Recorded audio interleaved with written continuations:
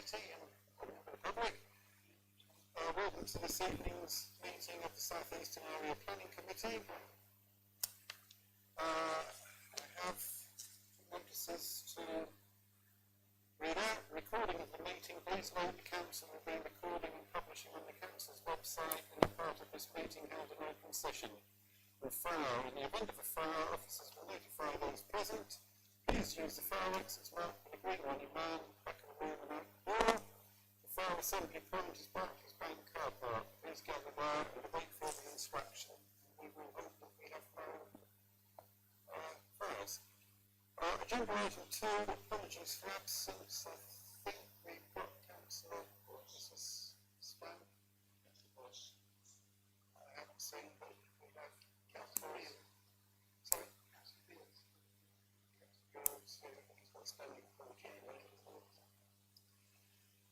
Agenda item 3, minutes of the last meeting, the 15th of February of this year, to be found on pages 7 to 14, to confirm those minutes. Everybody happy with that? Thank you.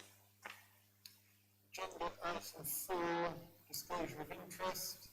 To disclose the existence and nature of any disclosable pecuniary interests, other registrable interests, and non-registrable interests relating to items of business on the agenda, having regard to paragraph 9 and appendix B of the Code of Conduct for members. Members are reminded that they are also required to disclose any such interests as soon as they become aware should the need arise throughout the meeting. Any interests? No. We'll move on. Agenda item 5. The application is Seal Point, 10 Seaview Parade, Mayland. It's with us as the original application reference 16014924 was determined by the South Eastern Area Planning Committee. This is in effect a retrospective application as the dwelling is, I believe, completely built. It doesn't quite meet the original plans, but there is a recommendation to approve subject to the conditions, as detailed in section 8 of this report. And Lisa Greenwood is to present to us for this. Thank you, Lisa. Okay. As the Chair's just said, this application has been called to be decided by the committee as it seeks to amend condition 2 of Planning Commission reference 160149 full, which is the approved plans. Planning Commission 160149 sought permission for a proposed replacement dwelling to re-establish the street frontage along Sea Parade. The application site is outside of a defined settlement boundary, and in normal circumstances there would be a policy objection to this proposal. However, as the development was considered to be of outstanding and innovative design, incorporating features that will protect the structure and occupants from flooding, it was considered that an exception to policy may be made in accordance with the now superseded paragraph 55 of the National Planning Policy Framework.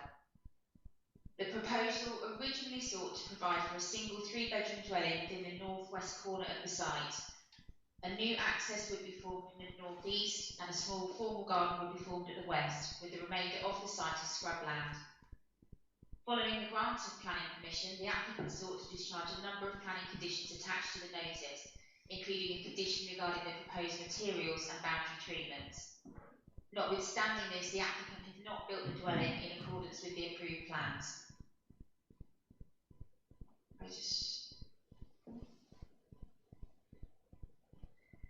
The applicant has sought to rectify this by applying for retrospective planning permission for the scheme as it is built. This application was refused as it was felt that the proposed alterations to the design and the palette of materials of the approved dwelling would result in a development of limited architectural merit. The scheme presented today is a revision of this refused application and follows pre-application discussions with officers. The proposal now seeks to retain the extensive glazing, metal screens which are operable, soffit cladding and staggered butt. The glazing above the atrium has been omitted omitted and some changes are proposed to the fenestration on the northern boundary. It has to be done home. You can't do it yourself. No. So, Chairman, through you, Miss Greenwood, is it possible for you to enlarge the plans so that we can see them? Or the elevations? If you go full screen.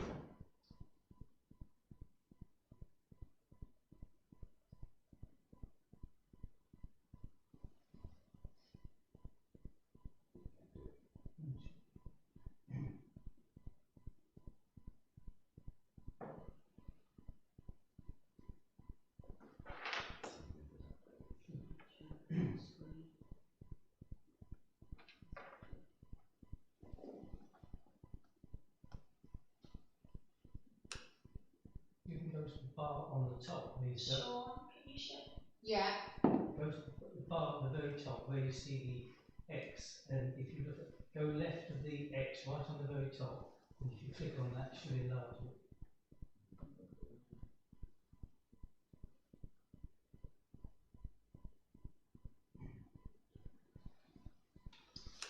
On the grey bar at the top, go. Yeah. If you see where there's an X, go left of the X, and if you click on where it's got like two squares, that should enlarge the picture. Yeah, it doesn't seem to be. Oh. No, because it's a T2. It's giving me a tab menu. I think she needs to go to slideshow and full screen. Get rid of the slideshow. It was sent out anyway, Chairman. There was a presentation, So, yeah, it has been sent out. You can see it. Mr. Chairman. We'll put up with it. Yeah.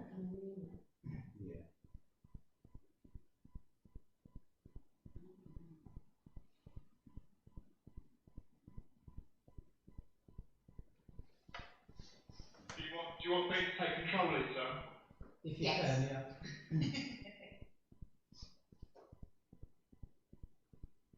Chairman, just a member of the public has reported that he can't hear the members when they speak. Who's on? There's no microphone. Oh, we've got that one down there.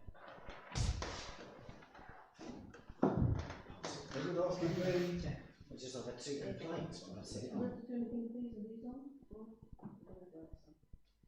If you could just approve Ben to take control, Lisa.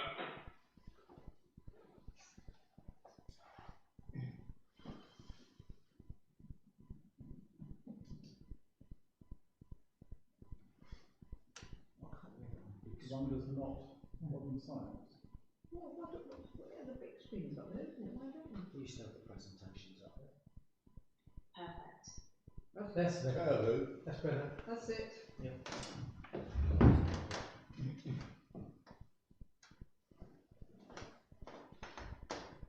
Okay.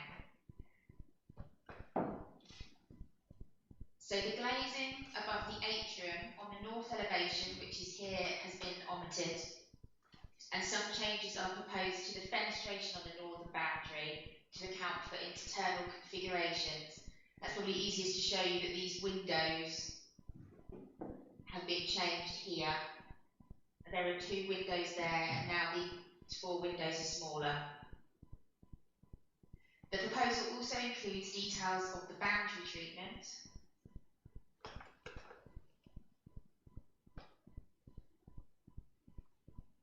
metal, which consists of a 1.2 high post rail fence, 1.5 metre high brick piers, and 1.5 metre high wooden gates. It should be noted that the site access and driveway are not shown to be in the same place as the approved plan associated with planning application 19/007/004, which sought to amend the location of the access further south. The local planning authority has spoken with the agent for the applicant, who is happy for a condition to be attached to any forthcoming permission to ensure that the vehicle access is in accordance with the planning permission. Whilst it is acknowledged that alterations have been made to the northern elevation,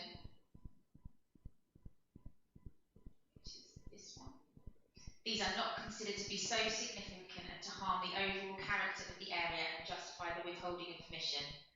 Subject to the imposition of conditions, it is recommended that planning permission is now granted.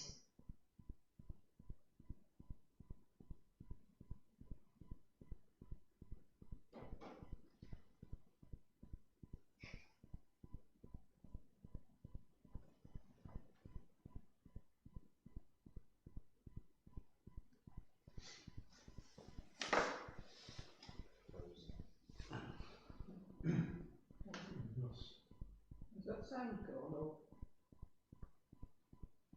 She's speaking.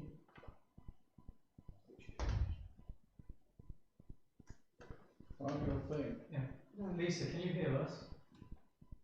I can now, yes. Right. Had you finished? Oh, sorry, Chairman, through you. Yes. Oh, right. Right, board members. Who is the board member for this one? Penny and Yeah. right. Board members, anything to comment on this? I've read the report, Chairman. I'm aware of the history of all of this. I've read the report, and obviously there's been a lot of dealings with the officers. And to me, the conclusion on this report sums it up. And I support the approval, Chairman. I would recommend approval of this application. Councillor Hill? Does this cover all the alterations as it's built now? Yes, yeah. Completely? Yes. Yes, yes. Yeah. But was there mentioned something about moving the drive? Or not? So there's a lot of history on this side, as you're probably aware. They came in with an application in 2019 to change the access from the original approval. Now the access has been built in accordance with that permission, so we are happy where the access is, and we have a condition attached to the decision notice that makes sure that access is in the right place. Thank you very much, Lisa. I propose, Chairman, I propose that be approved. I'll second that. Second. Okay. Councillor Kluger, can the officer tell me when this planning application was validated and when this application was received? Ms Greenwood, do we have an answer? So sorry, when the application was validated? Yeah, well, no, when it was received by the council and, yes. And when you validated it. I don't have that information, unfortunately. I'm given the application once it's been validated. It will be dealt with by a validations officer, and then it comes through to me. But I've been in contact with the agent for the applicant through the whole process. Well, Chairman, the only reason I asked that question is because, you know, we've got an approved scheme which the applicant or the developer has gone ahead and changed, and I just wanted to understand when they decided to come to the council, so in other words, when they resubmitted the planning application and when it was validated. I mean, I presume it was validated on, well, we can't see. Last year sometime. So towards the end of the year. So I wanted to really understand when the applicant came forward, because, you know, if all applicants did this with planning applications, changed them after they were granted permission, then we would have a planning system which would be anarchical. So, you know, I'm not happy about the process. I think it's a great shame, because if the officer flicks back through to what I presume is the staircase on the north elevation, there was one that showed where the fenestrations are. They were architectural ones, actually, not. It will have glass atrium on the top. Yeah, that one there. Yeah. Now, we've got what's approved and what's now proposed, which is, I presume, being built. I mean, the one to the right to me looks completely out of balance.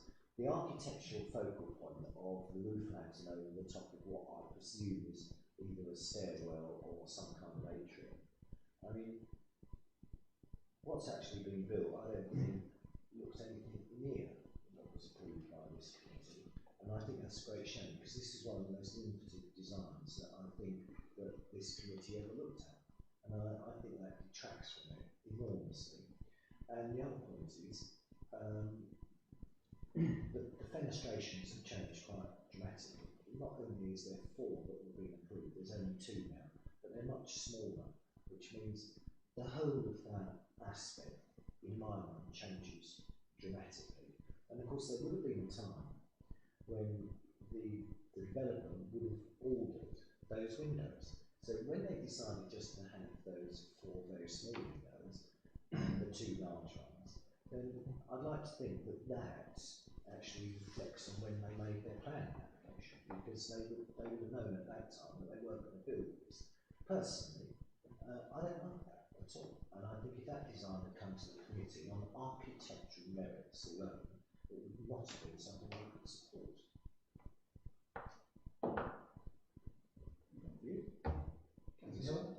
Thank you, Chairman. This applicant has been dealing with the council since 16, trying to get this sorted out. He's made alterations, yes, but during COVID he had a job getting materials.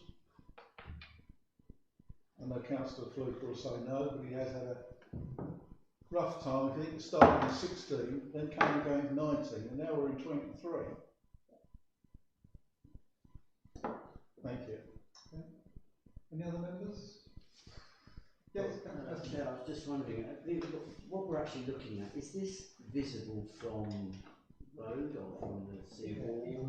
Yes, Totally visible. It is. yeah.